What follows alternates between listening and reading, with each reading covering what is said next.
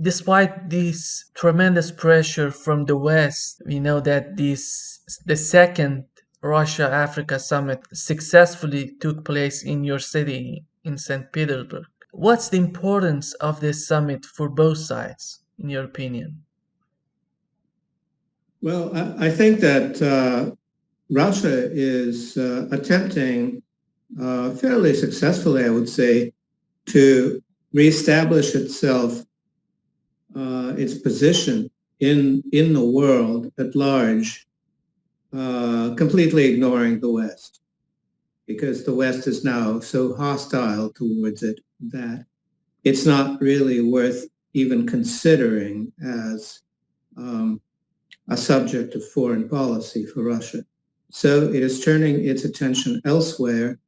And here's a very large continent with a huge and growing population, a fantastically large resource base that has been horribly exploited by the West and that had gained its freedom from colonialism initially with help and inspiration and support from the Soviet Union, which has now become Russia.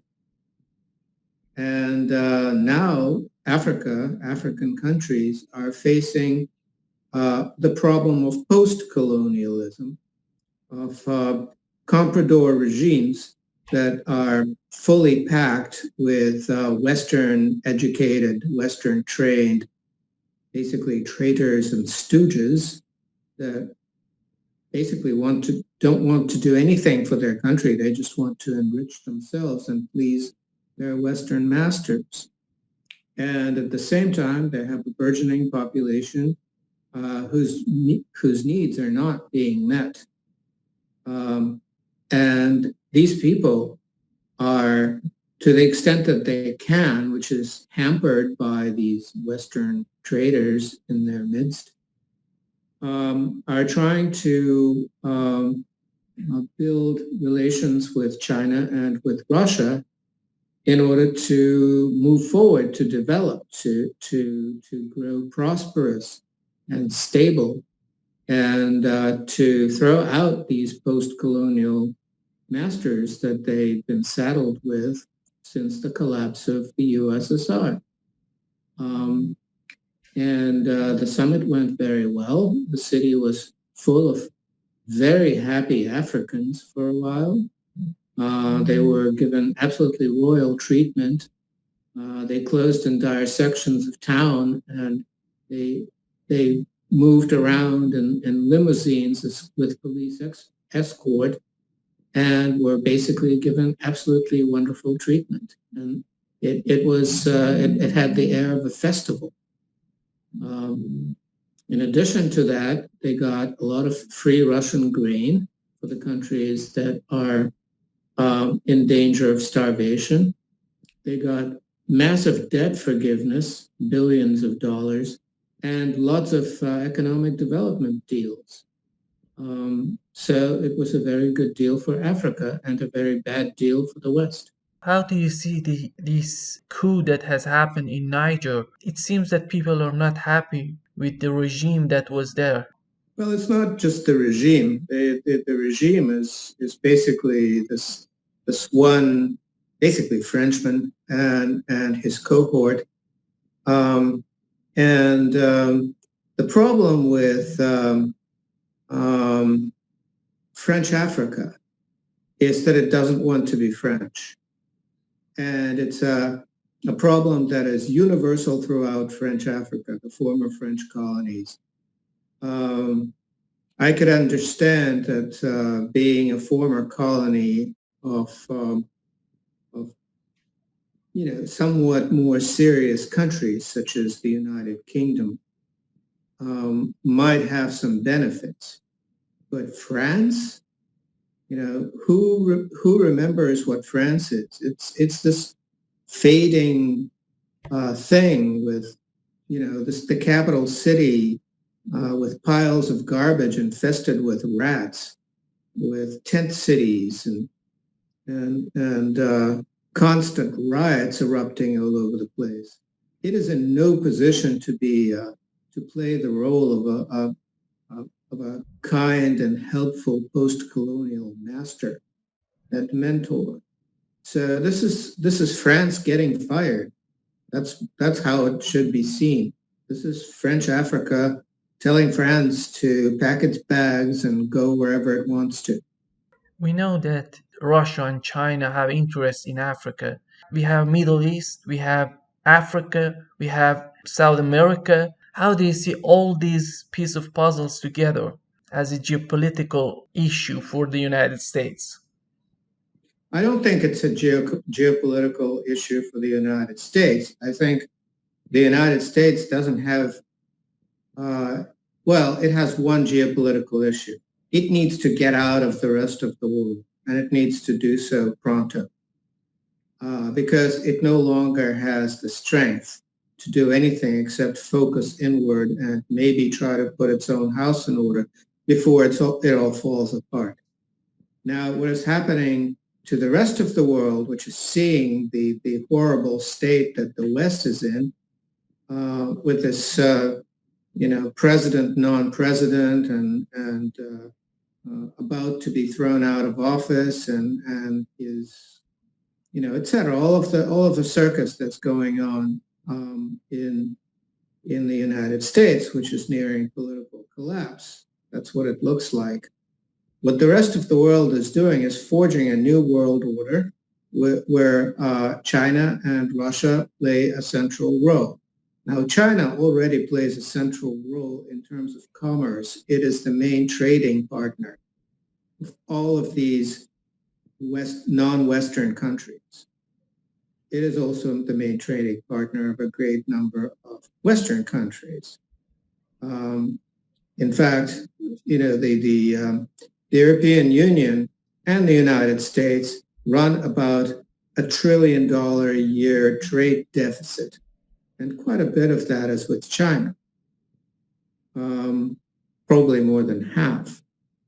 But the problem with China is that it is culturally insular. It is very much its own thing. It is not really open to the rest of the world except in commerce.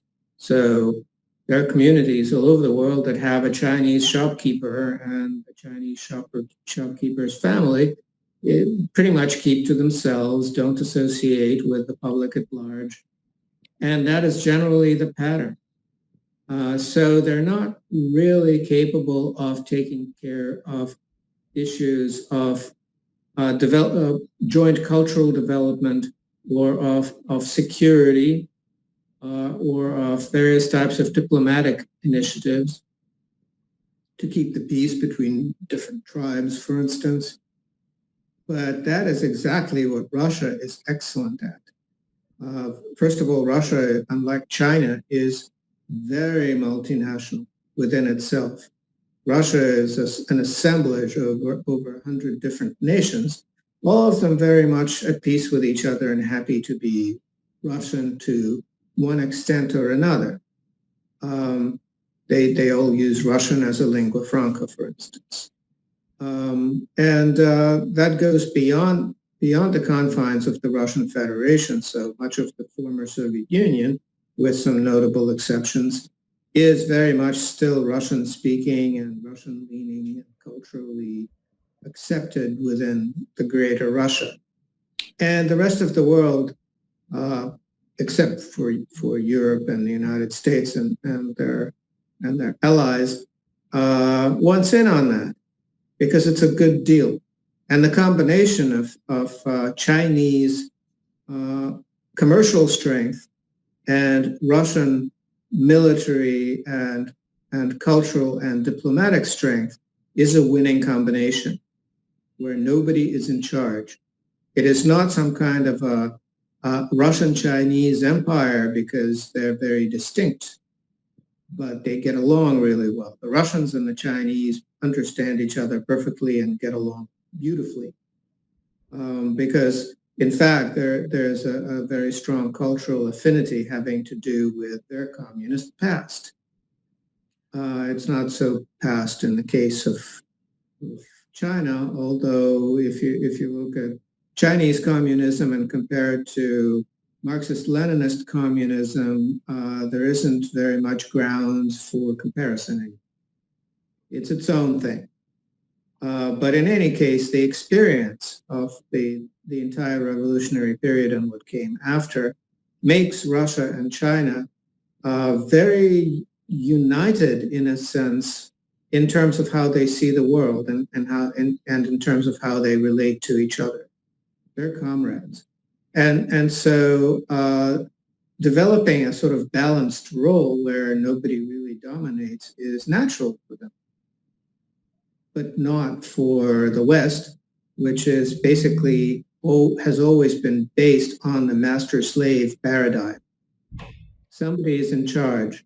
So for a European, if you're told that, well, let's deal with each other as equals, well, for a European, that's an open invitation to become the master, because somebody else doesn't want to be the master, and somebody has to. That's culturally ingrained. So that's an alien culture as far as, say, the Russians are concerned. But the rest of the world is quite receptive to it. Beside all these elements, important elements that you've mentioned between Russia and China, how do you see their common interest in the Middle East, in Africa, in order to confront the United States? Russia is not confronting the United States. The United States is confronting Russia. Russia is just waiting out the United States. Putin is not a fool. He did not pick a fight with the United States. The United States picked a fight with him, and he rose to the occasion because he knows that the days of the United States as some sort of an international power are counted. It's decaying, it's falling apart, it's fading, and all that Russia has to do is not escalate and wait it out, which is what it's successfully doing.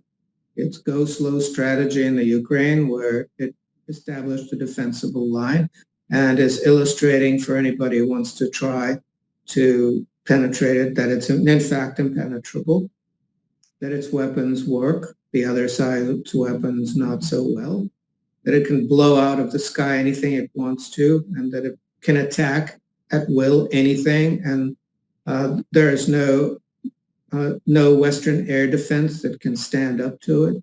All of those are very powerful demonstrations to the rest of the world. But as far as, waging war on the United States, forget it. Russia is not going to do it. We know recently Putin sent a message to Libyan government that said he was not happy with what happened in Libya during the Obama administration. We know that he was feeling betrayed when Obama bombed Libya. What's the importance of this message in your opinion?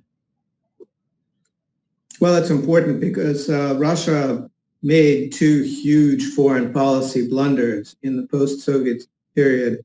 One is more or less go along with the bombing of Serbia and the theft of Kosovo from Serbia. And the background to that was just a lot of lies.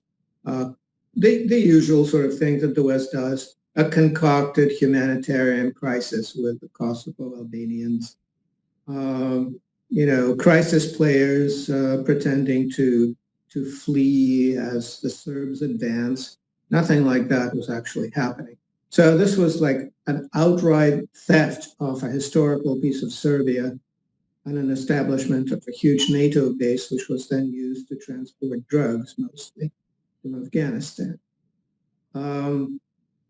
So that was one major black eye that Russia has. The other major black eye, that was when Dmitry Medvedev was president, was to go along with the no-fly zone over Libya. Same story, some kind of a fake concocted humanitarian crisis in Libya, false accusations against the leader, Then it turned out that the no-fly zone was actually very much a fly zone for Western aircraft, French, including French aircraft, that bombed the heck out of Libya and basically destroyed the country. Why? Because of a certain corruption scandal. Gaddafi gave a lot of money to the election campaign of a certain French president who didn't do so well afterwards. So it wasn't a successful way to whitewash that situation. But this is what the West does. It destroys countries for petty reasons. Just like it's destroying the Ukraine because of a corruption scandal involving the son of the current president. That is typical behavior. It doesn't really care about destroying entire countries for petty reasons. But those are two black eyes that Russia had to live with, major mistakes that it made. And what Russia is doing now is trying to correct them, to, first of all, admit that these are mistakes, and then try to convince the rest of the world that that will never happen again. Russia will never go back on its principles just to please the West or ingratiate itself with the West. One of the masterpiece of this Putin administration, I think, is what's happening in Syria. He stood by the government in Syria. Well, that was just a very sudden and unexpected move after what happened in the Ukraine. Basically, Russia decided not to immediately react to what was happening in the Ukraine because that was expected, and instead, basically coerced peace in Syria and destroyed these Pentagon and State Department terrorists in Syria, basically demolished them and confined them to one province, the Idlib province in Syria, and allowed Syria to establish itself. So that was a brilliant move. It was also a wonderful demonstration of the rebuilt Russian military, which absolutely flabbergasted the NATO experts by flying just a huge number of sorties of aircraft at a rate that no Western Air Force could possibly withstand. So that basically was a massive warning to the West not to meddle. We've learned that these weapons sent to Ukraine ended up in Africa. The pattern is typical. The United States doesn't care how many weapons it abandons because that just gives it an excuse to order more, and more orders going to military contractors means bigger and fatter kickbacks to congressmen and senators to fund their election campaigns. And so everyone's happy. Everyone's hands are greased. The fact that these weapons then disrupt peace in various other places in the world, well, that doesn't matter to the United States at all, except in one instance. A lot of the anti-tank and anti-aircraft weapons that they had sent to the Ukraine, guess what? They're in Mexico now, and they're in the hands of narco cartels, which were already much better armed than the border guards or anybody else that the Americans have on the Mexican border. Certainly not the police, even though in the United States they're quite heavily militarized. So basically, the Mexican border is basically, the Americans are complaining that it basically ceased to function as a border. Well, it's just going to dissolve because, the firepower is all going to be on the side of the Mexican narco cartels. And the process of the United States being destroyed by very cheap fentanyl being manufactured in massive amounts in Mexico using Chinese precursors is going to continue. Wall Street Journal just yesterday reported that the sanctions imposed on Russia don't work. And in your opinion, what was the miscalculation that the West committed? Well, that was the mother of all miscalculations, I would say. The problem is that the experts in these countries, in the United States specifically, have no idea about Russia. They, for a long time, have been practicing the psychological trick, this Freudian trick called projecting the shadow. Everything that they don't like about themselves, they project onto Russia. So if you severed trade links of the United States with its main trading partners, the United States would last about a month. And so they decided that, well, if that's the case, then if we force Russia to sever its trading links with its main trading partners, it would last about a month. End of proof. And guess what? They were talking about the wrong country. They were talking about the United States when they should have been talking about Russia. And that is the whole reason for the failure of the sanctions. Russia has product that is fungible and that the rest of the world very much wants, that is very much in demand. And if just like when you build a dam, the water will find a way around it in a lot of places. Same thing here. They barricaded Russia from the West, and all of the oil and some of the gas and much else has flowed east and south. And that is not something that anyone can stop. They thought that, well, we'll impose limits on Russian exports by limiting the insurance of oil tankers. So Western companies can no longer insure tankers with Russian crude.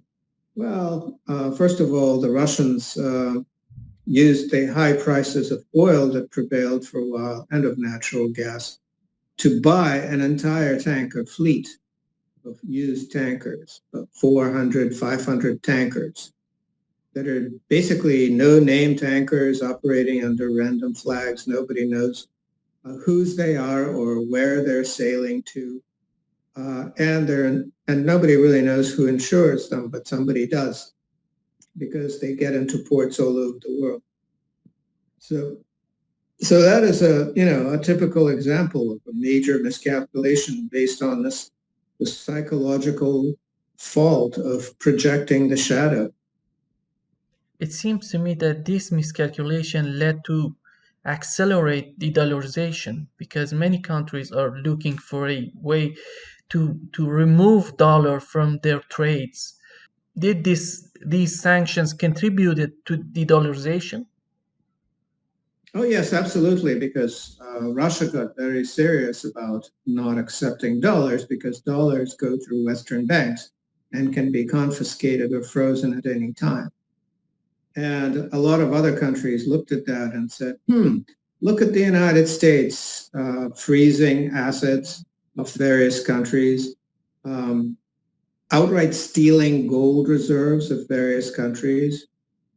After all, the United States stole the gold reserves of Iraq, froze the assets of Iran, stole the gold reserves of the Ukraine, flew them out at night, stole the gold of Syria, and froze the gold accounts of Venezuela. I mean, all of this is outright theft. And the United States sort of could get away with it, but not anymore. Now everybody is paying attention that today it's this country, but tomorrow it could very well be me for some completely made up reason. Just because Americans want something that I have, they'll think of a reason to just take it away. Provided the transactions, the import-export trade goes through Western banks, goes through euros or dollars. So the solution is to establish currency swaps with your trading partners, trade in your own currencies, where the central banks affect the currency swap, and back it up with some gold. And that's what the gold BRICS is all about. If you, as I mentioned before to you, there's a Chinese character that is part of the term for BRICS in Chinese. The first character there is gold. That is not a mistake.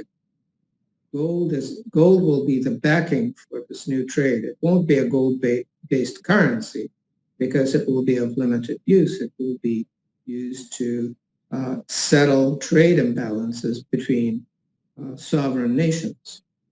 That trade will be in their own currencies. That is a very traditional way to do business that was in place before there were reserve currencies, such as the dollar or the British pound. And that's happening. It's so amazing to see countries like Venezuela, Cuba. Cuba is that more than 60 years under sanctions, tremendous sanctions from the US. You have Iran. These countries simply were destroyed by this kingdom of dollar. It seems to me that this Ukraine war is a turning point for this kingdom. Did China participate with all its intentions in this dollarization so far? Well, China is in a most delicate situation because it does a massive amount of trade with the United States. If it cut off its trade with the United States, it would lose a lot of jobs, and the United States would lose everything. It would lose a lot of replacement parts that allow it to remain as a civilized country with things like electricity and running water. That would evaporate because the United States no longer has the industrial base to replace any of these imports. It doesn't have the industrial workers. Everybody is now in service jobs. It doesn't have the engineers because they all went into finance or banking or insurance or real estate, something that does not produce physical products. And so they're sort of they're joined at the hip, whether China likes it or not. And the decoupling process is going to be painful, more painful for the United States, to be sure, but also painful for China. So China, as is typical of the Chinese, is practicing its doctrine of many small steps. It is establishing lots and lots of bilateral trade deals and a lot of deals in cooperation with these new entities such as BRICS. But it is not suddenly decoupling from the United States. It is also one of the two main holders of U.S. foreign debt, which is, of course, garbage debt. But it can't just write it off because that will leave a giant gaping hole in its financial system and damage its standing in the world. So it doesn't really want to do that all of a sudden. Therefore, it's basically just like Russia. Except Russia is doing this militarily and China is doing this commercially. They're waiting out the United States. They're basically waiting for the United States to drop dead all on its own without pulling any fast moves. And meanwhile, they're preparing in all the possible ways for the day that happens. Saudi Arabia was the very foundation of this petrodollar, and now they're trying to join BRICS. How do you see the role of this movement Well, the petrodollar basically had to do with a very important deal that was the foundational deal of the US dollar becoming the universal reserve currency throughout the world. Countries throughout the world had to somehow obtain US dollars in order to buy the oil that they needed. And now that deal is over. It's out the window. Countries throughout the world no longer need to buy US dollars in order to buy oil. The yuan is very helpful in that instance. The ruble is very helpful in that instance. For other countries from oil-producing nations, if you establish bilateral trade deals with them, but the dollar is no longer. It's used to it. The one thing it's still used for is to establish the benchmark price for oil. So the next shoe to drop is when the dollar benchmark goes away. It is already somewhat silly because some agency I believe in the Netherlands establishes some benchmark price for Russian oil in Rotterdam. But it has nothing to do with the price of oil as far as Russia is concerned. And nobody knows what prices Russia charges for its oil in each given instance. So it's all become opaque. So it's really, the feedback is broken and the benchmark system is a joke.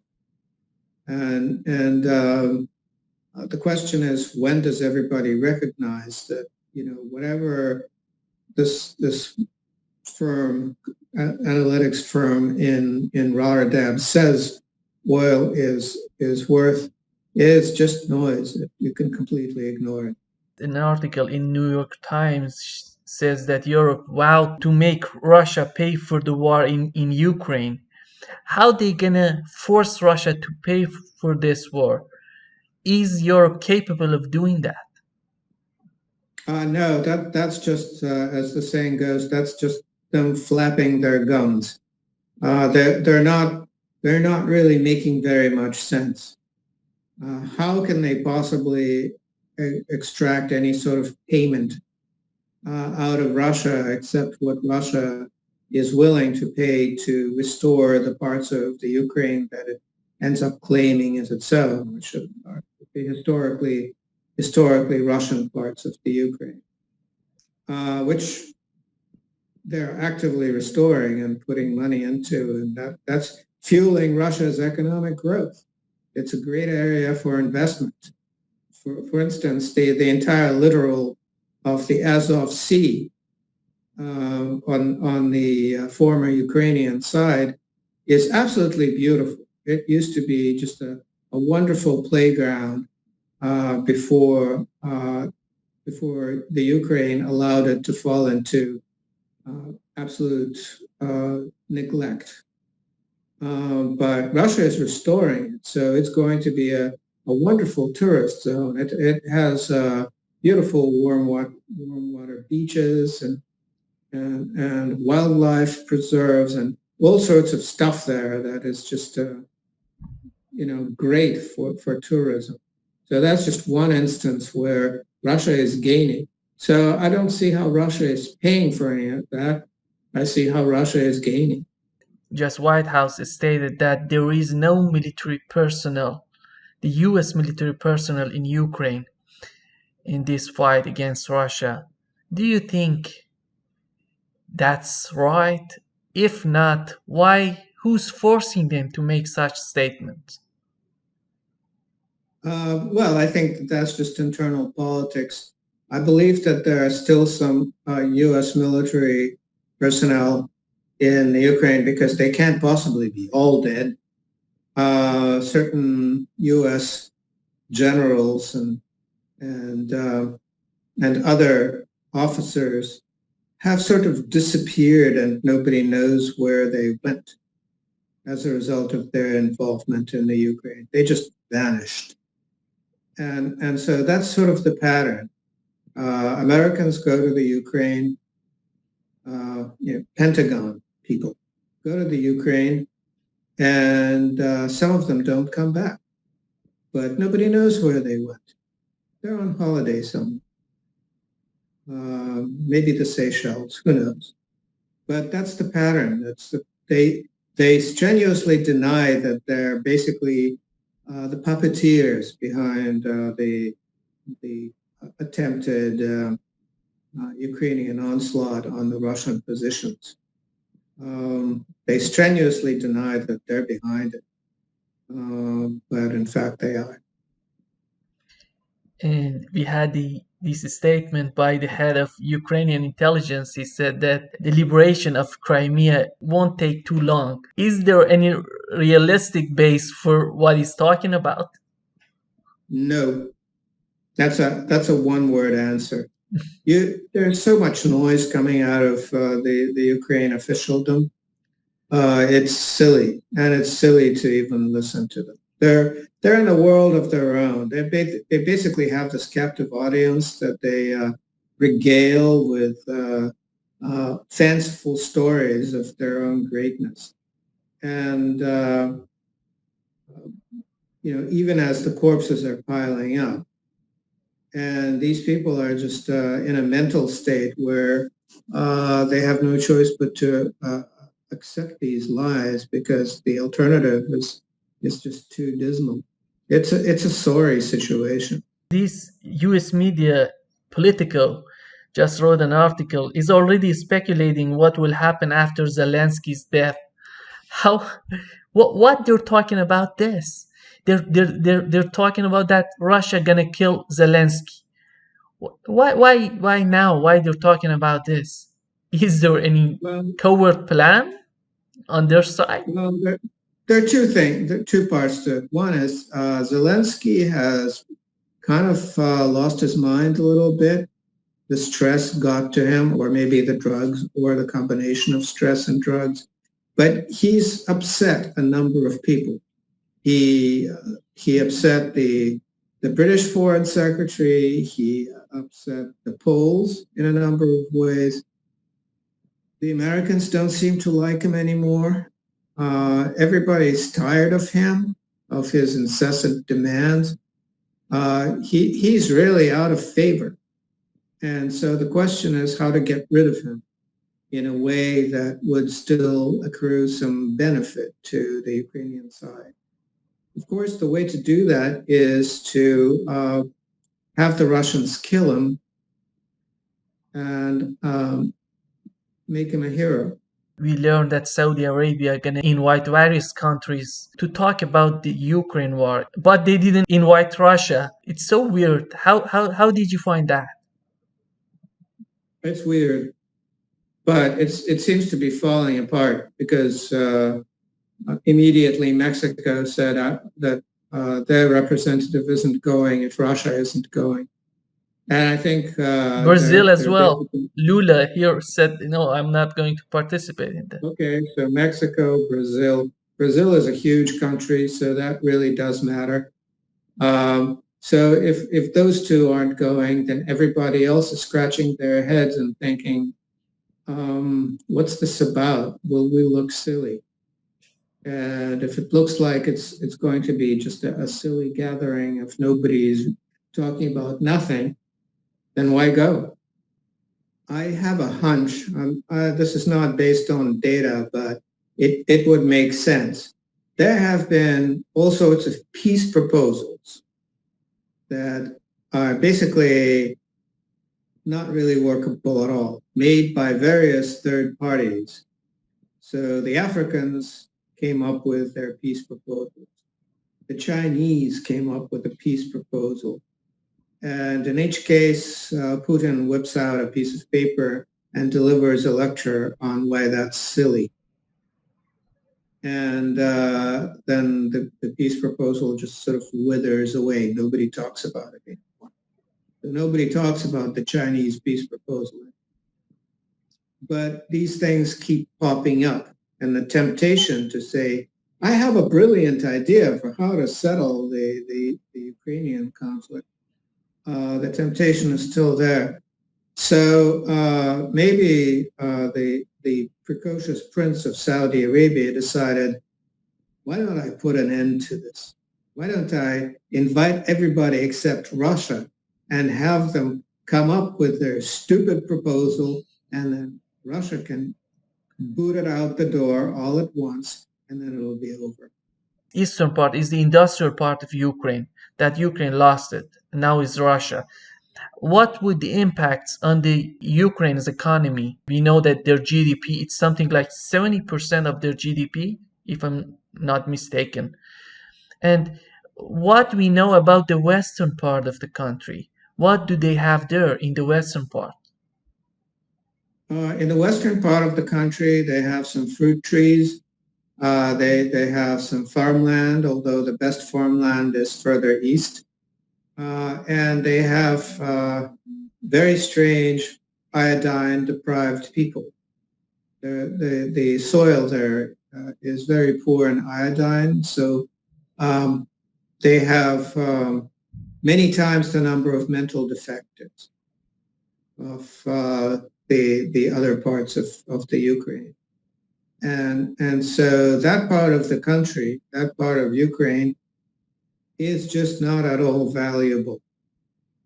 So basically, you can draw a line between Odessa region and Kiev region, roughly dividing the country in half. And there is some valuable stuff to the west of that. In particular, there's a nuke plant or two that was Soviet built and that the Russians would probably want to control. But as for the rest of it, it's just a territory that probably, the people who live there are the least likely to want to call themselves Russian. And that being a requirement these days, they're not going to be invited either. So they're going to be in this limbo land that nobody particularly wants to be involved with. It's already been sold many times over. Monsanto and Archer Daniels Midland is ready to grow crops there. In fact, they already are to some extent, except it'll be landlocked, so those crops will be stuck there. There'll be no way to get them out. So that kind of ruins that investment. BlackRock has struck some kind of a deal for that land. And so a reasonable plan would be to move the seat of the Ukrainian government from Kiev to Lvov, which is former Austrian, former Polish, part of the country that was never part of Russia, and give them a bunch of land, give them all the debts, give them all these deals that they've signed, and just set them loose. Make sure that they have no weapons of any kind, that they don't have an army, and that's it. And then they become this putrid backwater for the next several hundred years. As you mentioned that in this picture that you're painting, I think that Odessa and Nikolaev gonna be so important and crucial for Ukraine. If Russia takes Odessa and Nikolaev, it seems to me that Ukraine's gonna be literally a failed state. It's already a failed state, but it wouldn't have anything in that territory. Well, I see it as a failed state already. I think that let me remember who said it. I think Josep Borrell said it, that if Western money, basically, it's not a direct quote, but if Western money stopped flowing to the Ukraine, it would cease to exist within a fortnight. Well, that's the case. And furthermore, Western money is no longer flowing to Ukraine. In fact, Biden wants the U.S. Congress to take the money allocated to the Ukraine and use it to buy weapons for Taiwan. So and the rest of and Europe is pretty well tapped out. They're no longer in a position to give lots of money to the Ukraine. They also aren't very interested in that anymore, given how things have gone. So it's a failed state already. We saw United States behavior in Iraq and Afghanistan. They just left the country. And now in Ukraine, I do think that finally United States gonna leave Ukraine. And it comes to Europe and Russia. How do you see these relations between Europe and Russia to come together to bring a solution to this failed state that you were talking about? Well, it's happening anyway, and the way it's happening is a lot of Ukrainians don't like living in the Ukraine anymore. Instead, they're moving to Europe as refugees and planning to stay there. And so Ukraine is just being inundated with former Ukrainians. A lot of Ukrainians never wanted to be Ukrainian to begin with. Ever since independence, it was always a dream to make a bunch of money and move to Miami or something, or just get out of there. There was never any sense of patriotism or solidarity until this war craze started, and whatever type of patriotism or solidarity that has produced is fading because of the piles of corpses and the complete lack of success. So basically, the West is becoming Ukrainianized, while Russia is basically absorbing people who are and say they are Russian. And the dividing line runs, as I said, somewhere through right the center of the Ukraine, probably just west of the Kiev region and just west of the Odessa region.